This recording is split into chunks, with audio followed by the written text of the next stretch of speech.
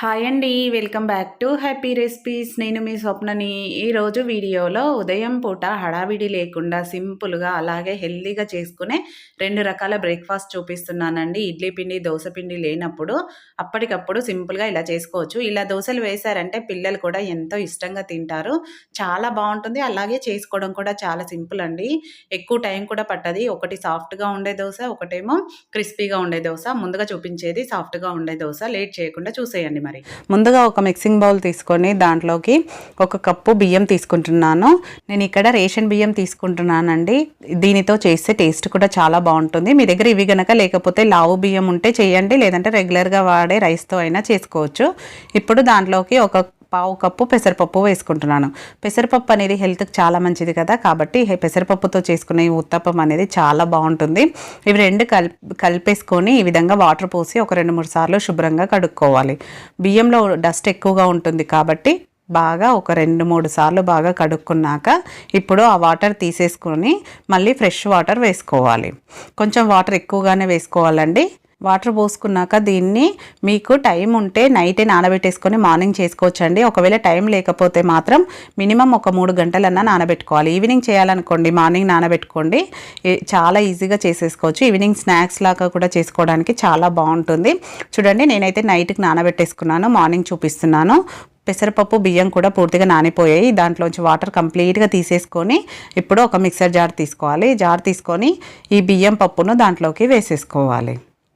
ఇలా ఓన్లీ బియ్యం పప్పునే వేసుకోవాలండి, వాటర్ ఏమాత్రం ఉంచొద్దు. దీంట్లోకి ఇప్పుడు ఒక 2-3 టేబుల్ స్పూన్ల నీళ్ళు మాత్రమే వేసుకోవాలి. వాటర్ ఎక్కువ వేయొద్దండి, కొంచెమే వేసుకొని జస్ట్ అది తిరగడం కోసం వీలైనంత మెత్తగా గ్రైండ్ చేసుకోవాలి. చూడండి, నేను గ్రైండ్ చేశాక చూపిస్తున్నాను. చాలా మెత్తగా గ్రైండ్ చేసుకోవాలి, వీడియోలో చూపిస్తున్నట్టు. ఇలా గ్రైండ్ చేసుకున్నాక ఇప్పుడు ఈ బ్యాటర్ని ఒక బౌల్లోకి వేసేసుకోవాలి.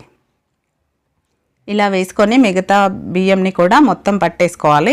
ఇక్కడ మెయిన్ గుర్తుపెట్టుకోవాల్సింది వాటర్ అనేది ఎక్కువ పోయొద్దండి, పిండి అనేది లూజ్ అయిపోతుంది. మనకు బ్యాటర్ అనేది లూజ్ అయిపోయింది అనుకోండి, ఉత్తప్పం వేసుకోవడానికి కష్టంగా ఉంటుంది. కాబట్టి ఈ విధంగా ఉండాలి, వీడియోలో చూపిస్తున్నట్టు కన్సిస్టెన్సీ అనేది. ఇప్పుడు దీంట్లోకి 1 టీ స్పూన్ జీలకర్ర వేసుకుంటున్నాను. అప్పటికప్పుడే మిక్సీ పట్టి వేసేసుకోవడమేనండి. రుచికి సరిపడా ఉప్పు వేసుకోవాలి. అలాగే దీంట్లోకి క్యారెట్, ఉల్లిపాయ, పచ్చిమిర్చి, కరివేపాకు, కొత్తిమీర వీటిని సన్నగా తరుగుకోవాలండి. తరుక్కొని ఇలా వేసుకోవాలి. మీరు కావాలంటే ఇందులో టమాటా వేసుకోవచ్చు, ఇంకా వేరే వెజిటేబుల్స్ ఏవైనా వేసుకోవచ్చు అండి. క్యాబేజ్ అలాంటివి అయితే కొంచెం ఫ్రై చేసుకొని వేసుకుంటే టేస్ట్ మరీ బాగుంటుంది. ఆకుకూరలైనా వేసుకోవచ్చు, చాలా మంచిది కదా హెల్త్కి. మీ దగ్గర ఏవి ఉంటే అవి వేసుకోండి. నేనైతే ఇవే వేసుకున్నాను. వీటన్నిటిని బ్యాటర్లో బాగా కలిసేలాగా కలుపుకోవాలి. క్యారెట్ కావాలంటే కొంచెం ఎక్కువ కూడా వేసుకోవచ్చు అండి. ఇప్పుడు ఇలా కలుపుకున్నాక నెక్స్ట్ దీంట్లోకి కొద్దిగా వంట సోడా వేసుకుంటున్నాను. బేకింగ్ సోడా అంటారు కదా, అది కొంచెం వేసుకోవాలి, ఎక్కువ అవసరం లేదండి. కొంచెం వేసుకొని బాగా కలిసేలాగా కలుపుకోవాలి. చూడండి, మనకు బ్యాటర్ అనేది పర్ఫెక్ట్గా ఉంది. మీకు కనుక కొంచెం లూజ్గా అయిందనుకోండి, 1 టేబుల్ స్పూన్ బియ్యం పిండిని యాడ్ చేసుకోండి. ఇప్పుడు బ్యాటర్ అనేది మనకు పర్ఫెక్ట్గా ఉంది, రెడీ అయిపోయింది కదా. నెక్స్ట్ స్టవ్ పైన ఇలా వెడల్పాటి ప్యాన్ ఒకటి పెట్టుకోవాలి.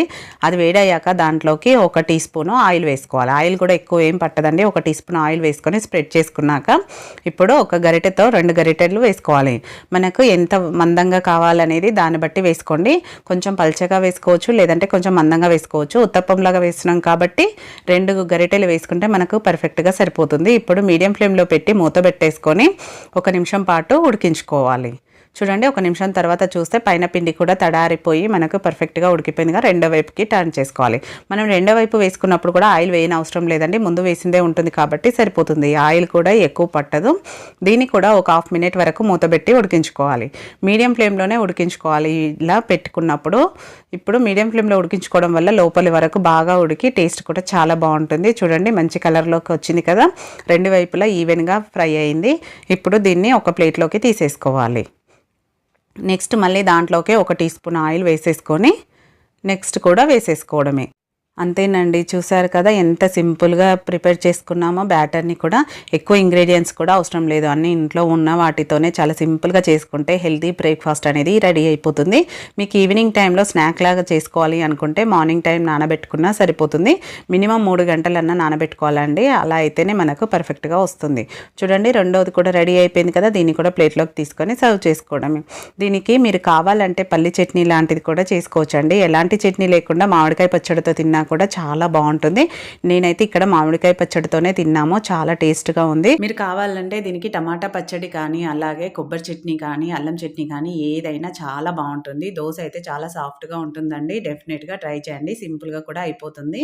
ఇప్పుడు మన నెక్స్ట్ దోశ వచ్చేసి రవ్వ దోశ అండి. గోధుమ రవ్వ అంటారు కదా, దాంతో ఎప్పుడు ఉప్మానే కాకుండా ఇలా దోశ వేయండి, చాలా క్రిస్పీగా టేస్టీగా ఉంటుంది. లేట్ చేయకుండా చూసేయండి మరి దీన్ని కూడా. ముందుగా ఒక మిక్సింగ్ బౌల్ తీసుకొని దాంట్లోకి ఒక కప్పు గోధుమ రవ్వ తీసుకోవాలి. గోధుమ రవ్వని ఇప్పుడు చాలామంది డిన్నర్లోకి అలాగే బ్రేక్ఫాస్ట్లోకి బాగా వాడుతున్నారు కదా. ఎప్పుడు ఉప్మాలాగానే కాకుండా కిచిడీలాగా కాకుండా ఇలా ఒక్కసారి ట్రై చేయండి. మన ఛానల్లో కిచిడీలాగా కూడా ఉందండి, గోధుమ రవ్వతో చేసుకునే 2-3 రకాల రెసిపీస్ ఉన్నాయి, కావాలంటే ఒకసారి చెక్ చేయండి. ఒక కప్పు గోధుమ రవ్వకి పావు కప్పు మినప్పప్పు, 1 టేబుల్ స్పూన్ పచ్చిశనగపప్పు, 1 టేబుల్ స్పూన్ బియ్యం. బియ్యం అనేది మాత్రం పూర్తిగా ఆప్షనల్ అండి, మీరు కావాలంటే వేసుకోండి, వేసుకోకపోయినా టేస్ట్ బాగుంటుంది.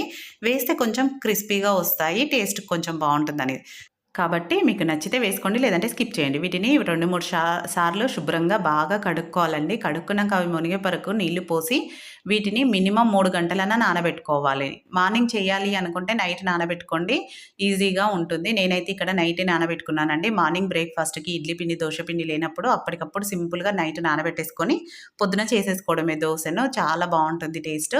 చూడండి మార్నింగ్ చూపిస్తున్నాను, ఇవి బాగా నానిపోయాయి కాబట్టి ఇప్పుడు వీటిని కూడా మళ్ళీ ఒకసారి బాగా కడుక్కోవాలి. ఈ నీళ్లు మొత్తం వంపేసి మళ్ళీ నీళ్లు పోసుకొని ఒకసారి బాగా కడుక్కొని ఓన్లీ పప్పును అది మాత్రమే తీసుకుందాము, వాటర్ మొత్తం తీసేసేయాలి.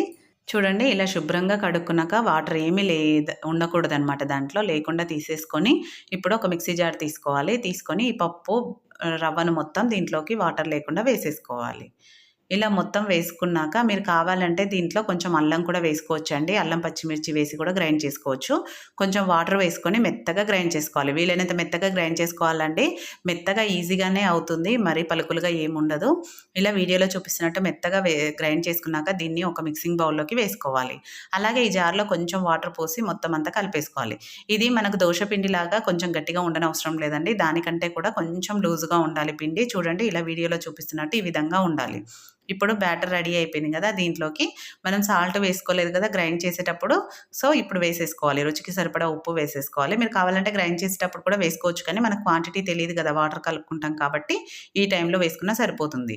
పిండి రెడీ అయిపోయింది. వీటిని మనం నానబెట్టాల్సిన పని లేదండి, వెంటనే దోశలు వేసుకోవచ్చు. స్టవ్ పైన ప్యాన్ పెట్టి ఒక టిష్యూ పేపర్తో వాటర్ వేసి తుడిచేసుకున్నాక డైరెక్ట్గా ఒక గరిటెడు పిండి వేసేసుకోవడమే. ఆయిల్ కూడా వేయనవసరం లేదండి, మీకు ఇష్టం ఉంటే నెయ్యి కనుక వేసుకున్నా బాగానే ఉంటుంది. ఇప్పుడు దోశను 1 గంట తీసుకొని ఇలా వేసుకున్నాక నేనైతే ఇక్కడ నెయ్యి వేసుకుంటున్నాను. ఇలా పిండి అంతా ఆరిపోయాక నెయ్యి వేసుకొని 2 వైపులా మంచిగా కాల్చుకుంటే మనకు క్రిస్పీ టేస్టీ దోశ చాలా బాగుంటుంది. రెండో వైపుకు మీకు నచ్చితే వేసుకోండి, లేదంటే డైరెక్ట్గా ఒకవైపు మనం దోశను ఎలా కాలుస్తామో అలా కాల్చి తీసుకున్నా. చూడండి ఎంత కలర్ఫుల్గా ఉందో. ఇలా చేసి ఇచ్చారనుకోండి 2 దోశలు తింటేనే కడుపు నిండిపోతుంది, అంత బాగుంటాయి. అలాగే ఎప్పుడు గోధుమ రవ్వ ఉప్మా కిచిడి కాకుండా ఇలా దోశలు చేస్తే, దోశలంటే పిల్లలే కాదు పెద్దవాళ్ళు కూడా ఇష్టంగా తింటారు కాబట్టి ఇలా తప్పకుండా ట్రై చేయండి. చూసారు కదా చాలా సింపుల్గా అప్పటికప్పుడు రాత్రికి అనుకొని నానబెట్టేసుకొని పొద్దున చేసేసుకోవచ్చు. మీరు ఈవినింగ్ డిన్నర్ టైంలో కూడా చేసుకోవచ్చండి. డిన్నర్ టైంలో చేసుకోవాలంటే మధ్యాహ్నం టైంలో నానబెట్టేసుకున్నా సరిపోతుంది. మినిమం ఒక 3 గంటలు నానితే సరిపోతుందండి, ఎక్కువసేపు నాననవసరం లేదు. దీనికి ఎలాంటి పచ్చడైనా బాగుంటుంది. నేను ఇక్కడ పల్లి చట్నీ అలాగే అల్లం పచ్చడి పెట్టుకుంటున్నాను, దేంతో తిన్నా కూడా చాలా బాగుంటుంది. చూస్తేనే ఎప్పుడెప్పుడు చేసుకొని తినాలని ఉంది కదా, ఇంకెందుకంటే ఆలస్యం, హెల్తీ బ్రేక్ఫాస్ట్ని వెంటనే ట్రై చేయండి. ట్రై చేశాక మీకు ఎలా కుదిరింది అనేది కూడా ఫీడ్బ్యాక్ పెట్టండి. నచ్చిందా వీడియో? నచ్చితే లైక్ చేయండి, మీ ఫ్రెండ్స్ రిలేటివ్స్తో షేర్ చేసుకోండి. మరిన్ని ఇలాంటి టేస్టీ రెసిపీస్ కోసం మన హ్యాపీ రెసిపీస్ ఛానల్ మీద సబ్స్క్రైబ్ చేసుకోండి. హైప్ ఇవ్వడం కూడా మర్చిపోకండి. Thank you for watching.